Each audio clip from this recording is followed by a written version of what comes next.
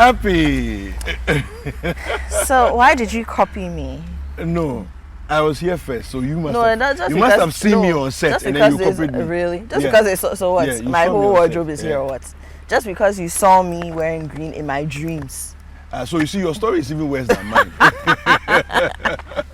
But how are you doing? I'm well. How are you? I'm good. The I'm red good, is I'm good, back. I'm good. Yeah. I know. The red is back. Yeah. So flooding is back. Yes, flooding Yeah. is back. Yeah. I don't think that the rainy season is here. No, it's not. I don't think. I agree with you. But it has been very hot across the country, and our science and geography will tell us that once You the have earth enough hot heats days, up, it's gonna now be- you get condensed clouds, and then Yeah. it has to pour out Yeah. sometimes. Yeah. So, but of course, when it rains in many parts of the country, it means pours. flooding. What do we say? Goats and sheep. Yeah. You know. I tell you. And it's rather unfortunate. Yeah. So, Kumasi, in particular, the Anloga junction, we have the Kejetia market area, Market. yeah. You know, so And if you're familiar with Kumasi, you probably understand why. Because you know Anloga Junction is where the timber market is. Right. So it's almost like there's a descent. So it's Anloga Junction. It's like the pits. Yeah, it's like a Like a valley, valley. area, you Right. know. And then the Kejetia Market too is a huge valley, you know, where it's situated. So yes, all the water will run into those spaces. But if we do better with our drainage, we shouldn't be having these problems. That's you the know. thing, Shouldn't be because having these it was problems. not always so. No, it wasn't. It was not always It so. And then also managing our populations Yeah. and how they live, how we live. We haven't done too well with that. Yeah. Drainage is one thing, but situating people and large droves of people in spaces and how we do that, that has also become something that we've just thrown to the dogs. Yeah. So when the dogs rain on us, what do we expect?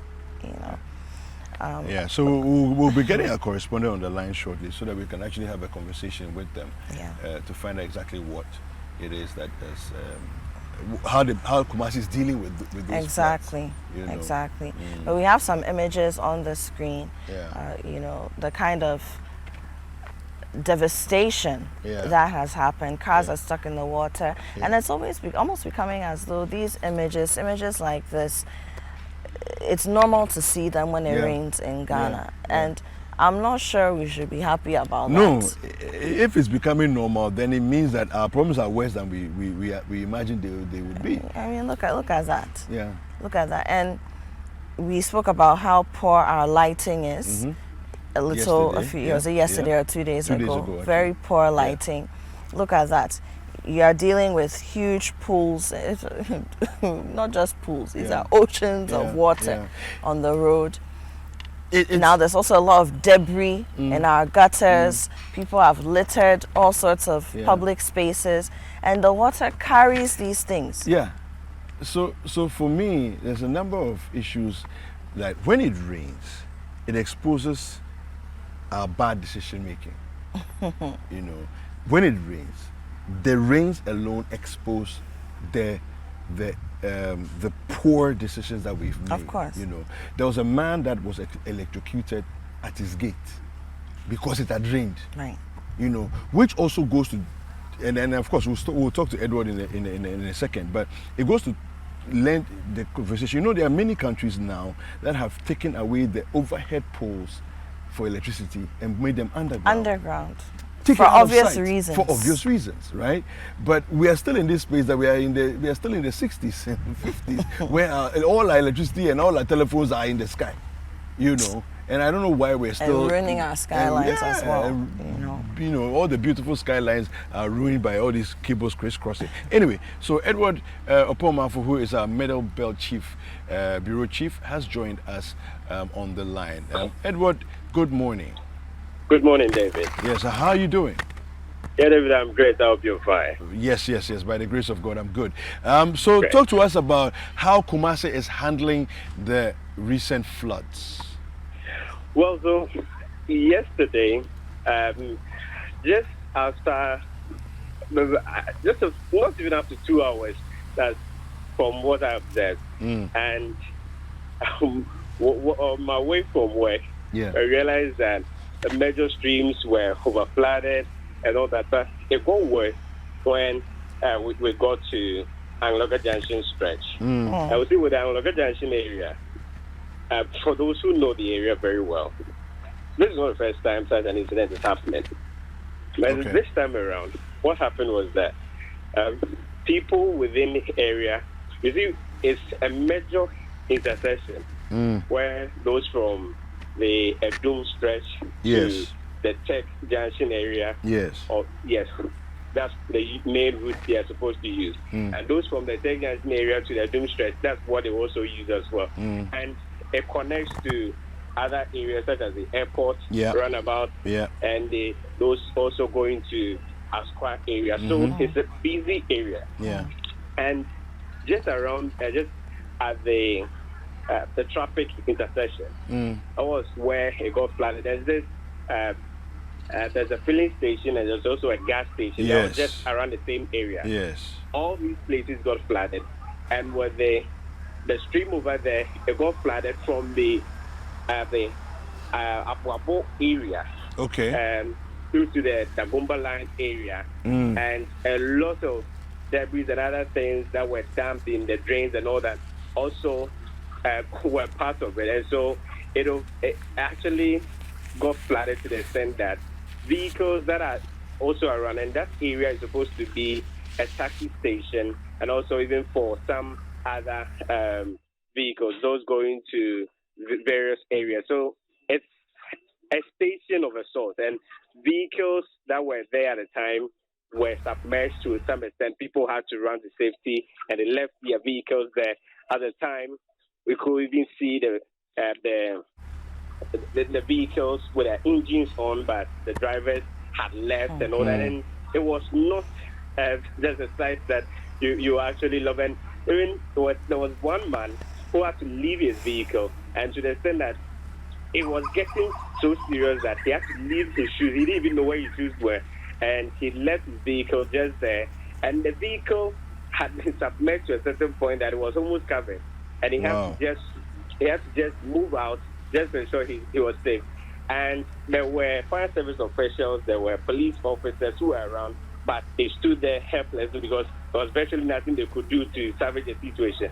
What they were doing was to encourage those who were still in the vehicles and had been submerged. We were encouraging them to get out, and some of the onlookers also went to try to just make efforts to save some of those people or try to help them so that they don't get drowned. And so that was the situation in the area. And another aspect of it was that because it's a busy area, initially people were trying to cross, and as they were crossing, it was getting serious, and so people were advised not to even cross again. And so the vehicles particularly started from the Tech Junction stretch to the Adum area. So with that stretch, those who were coming from, for instance, Tech Junction, going to the Adum area, they were advised not to move. And that was even a point where the police officers and the fire service officials were. And so they also advised the people not to cross. And so people were stranded. They just didn't know what to do. They would have to wait for hours for it to recede before they would be able to cross. And in that process, it also spread to the other section. So if you're from the Adum section, that's the Adum to Tech Junction area, then you also will not be able to move. So for some time, it spread to that end, and both ends of the road, people were not able to cross, and so they were just stranded and were just by it. And some had to even get out of the vehicles. Those who were in commercial vehicles, they had to just get out and try and walk around. And even walking around was somewhat dangerous, and so people were just stranded with being helpless, and there was virtually nothing one could do at that point in time. And so that's the situation. Wow. So Edward, does it mean that there were no points where people could go and seek refuge? So no buildings, nothing close by that, would allow people to just go and take refuge in? So what happened was that people had to just wait and just stand somewhere they know that, well, that's not gotten to this end.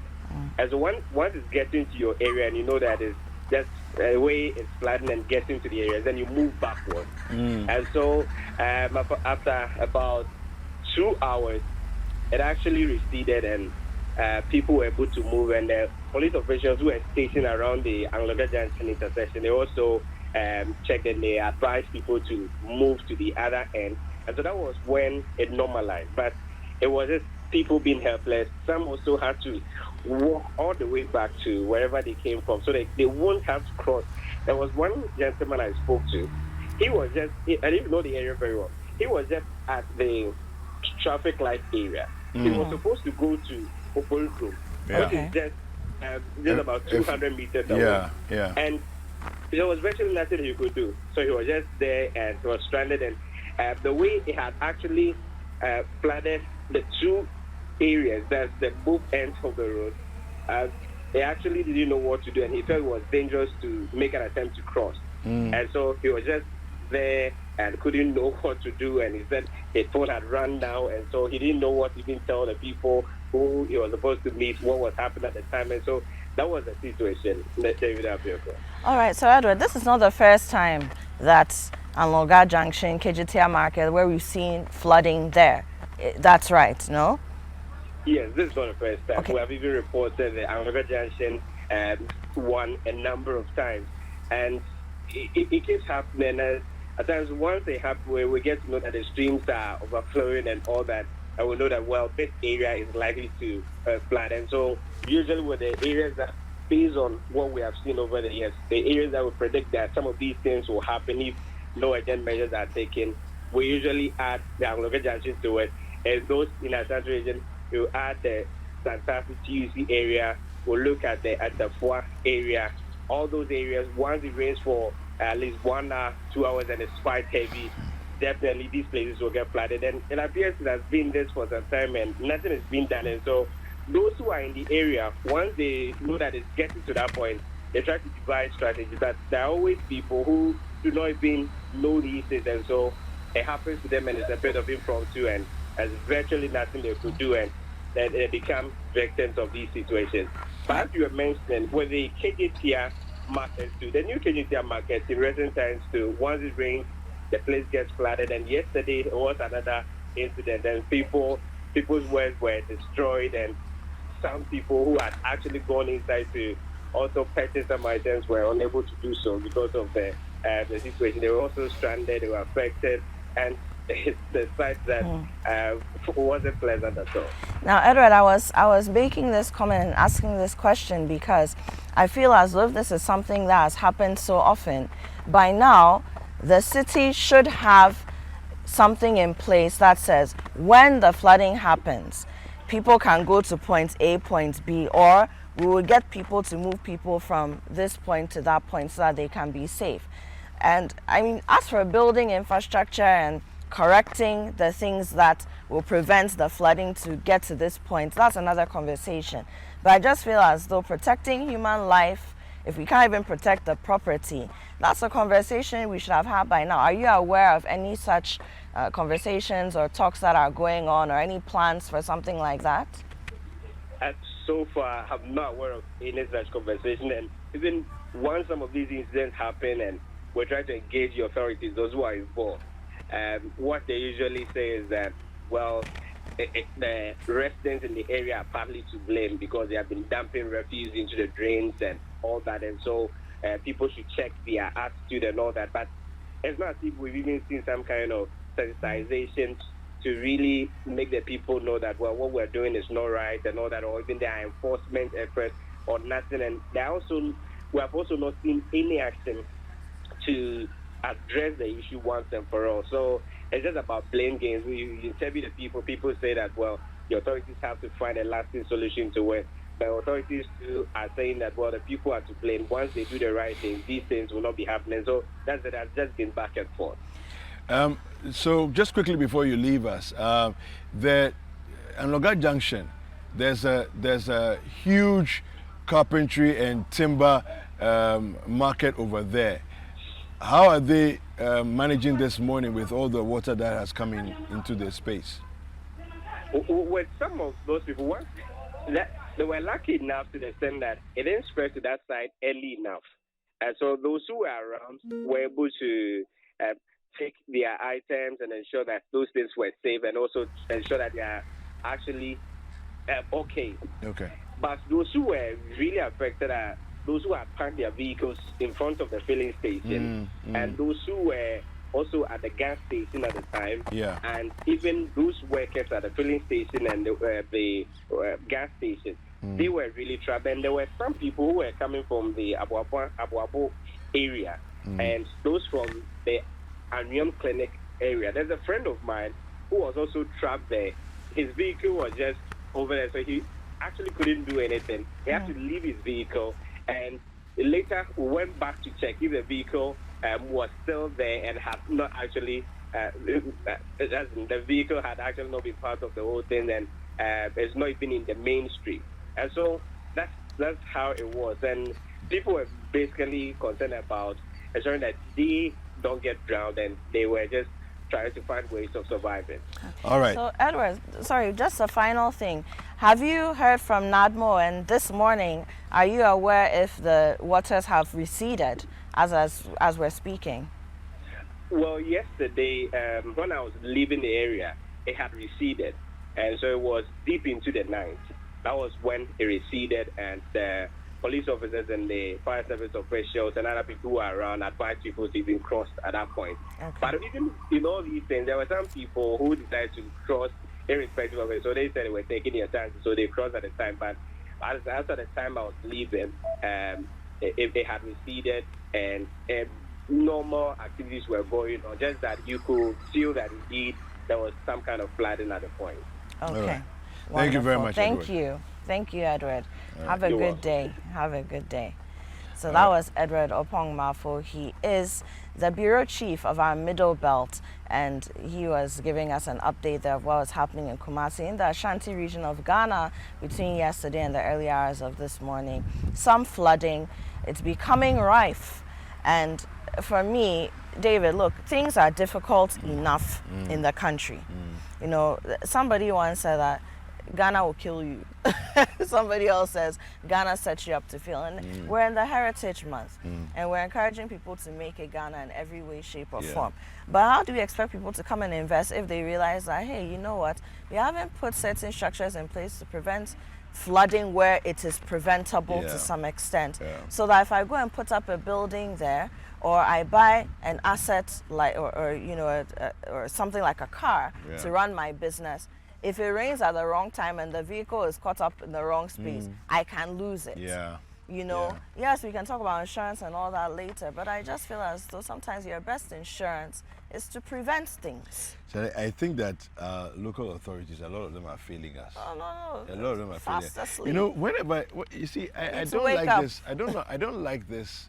I don't like this retort and argument that the local authorities make and say that the people should be more responsible and they should not dump refuse in their gutters. That's why we have bylaws. Exactly. That's why you at the assembly are charged with the responsibility to enforce bylaws. That's why you're part of the security infrastructure at the district level.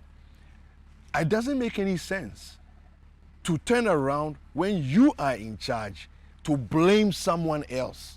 Exactly. When you haven't enforced.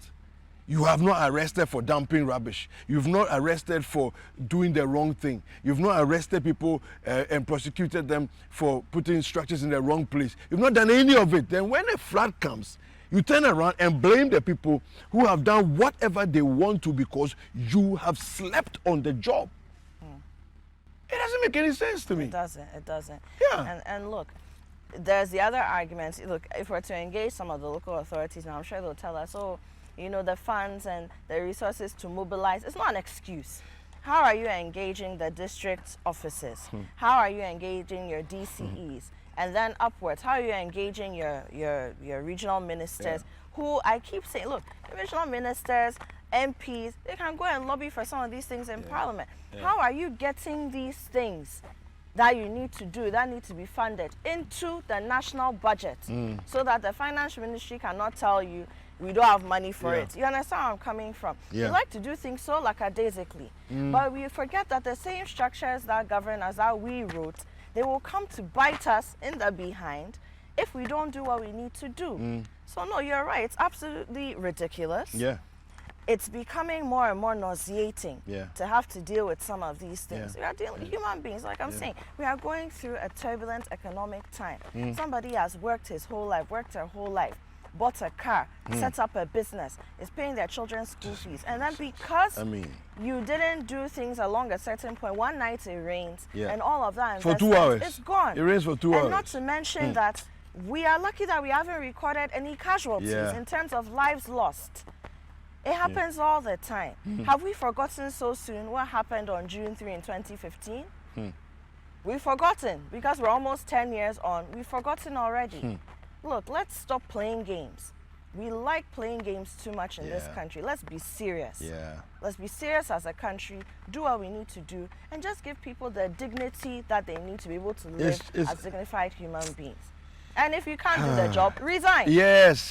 If you can't do the job, step down. This is not a matter of jobs for the boys. People are just sitting there taking jobs, accepting to do work that they can't do. You can't do the work. Move. Let somebody else come and do the work. Yeah, we've lived in this country where people have been given responsibility and they've executed it diligently. You see, so why can't you? Yeah, I remember when what is his name? Okunkom. Kejetia Market. I mean, people don't play when Kejetia Market was around. You know, things were done. And I think I was in tech at that time, you know. So you see, somebody's running the city, you know, then you have other people come and then you are wondering what they are doing. It's like, are you serious? And if we are wrong too, we want to know. Tell us, those in charge. Maybe explain. Maybe we don't understand some things. We don't understand or we don't know. Tell us, because I mean, it's becoming quite disrespectful. And honestly, we can't do this anymore.